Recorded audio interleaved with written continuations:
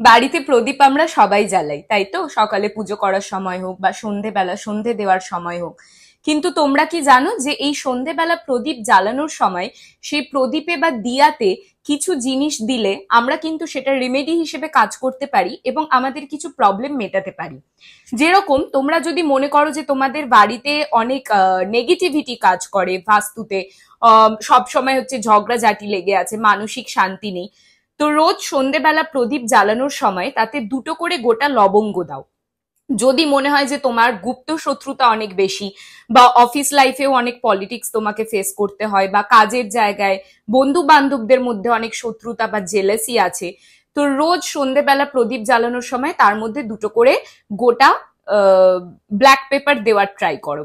যদি মনে হয় যে ঘরে তোমরা মা লক্ষ্মীকে আরো অ্যাট্রাক্ট করতে চাইছো, প্রসপারিটি বাড়াতে চাইছো, ওয়েলথ বাড়াতে চাইছো, তাহলে রেগুলার সন্ধ্যাবেলা প্রদীপ জ্বালানোর সময় তোমরা তার মধ্যে দুটো করে এলাচ দেওয়া, গোটা এলাচ দেওয়া শুরু করো।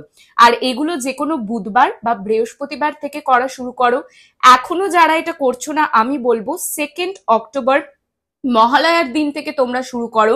সেদিন পিতৃপক্ষর অবসান ঘটছে, সেদিন থেকে এটা করা স্টার্ট করো। সেটা তোমাদের জন্য কিন্তু আরো ভালো হবে, নবরাত্রিতে আরো ভালো রেজাল্ট তোমরা পাবে। ভালো থেকো, সুস্থ থেকো।